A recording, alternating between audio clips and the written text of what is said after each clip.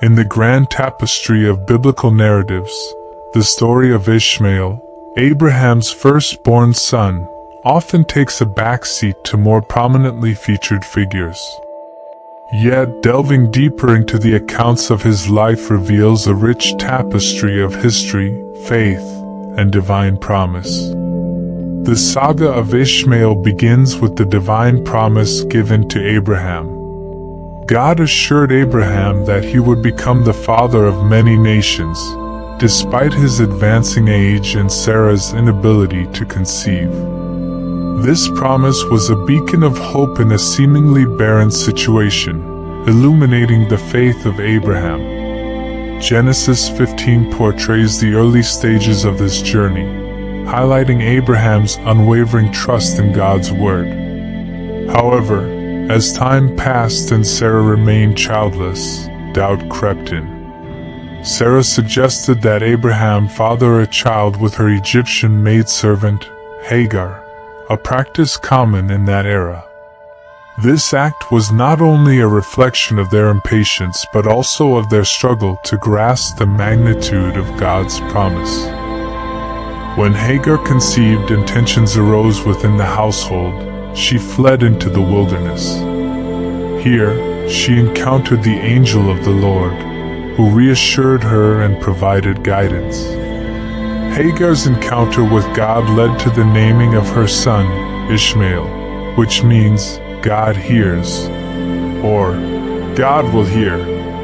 This name signifies God's attentive care, even in the midst of turmoil. Ishmael's birth, though not the direct fulfillment of God's covenant with Abraham, carries a message of divine intervention in the lives of ordinary individuals.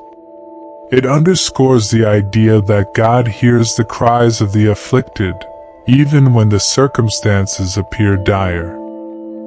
Ishmael's life unfolded in the wilderness, where he learned to be self-sufficient and developed skills such as archery.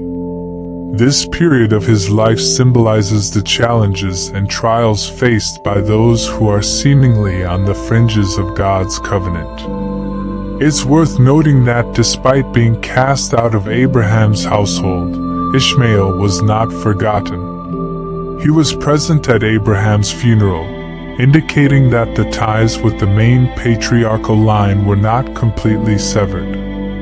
Moreover, his marriage to an Egyptian woman, which explains his proximity to Egypt and his mother's heritage, demonstrates that God's providence extended even to his choice of spouse. God made a covenant with Abraham when Ishmael was 13 years old, requiring the circumcision of all males in Abraham's household.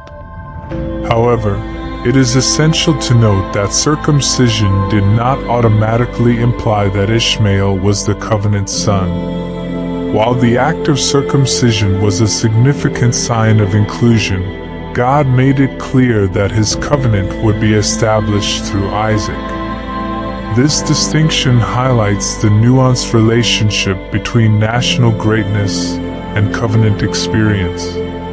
God's choice to bless Ishmael as a large nation, akin to the 12-fold organizational structure of Israel, demonstrates that his providence extended to all his children, even those outside the direct covenant line.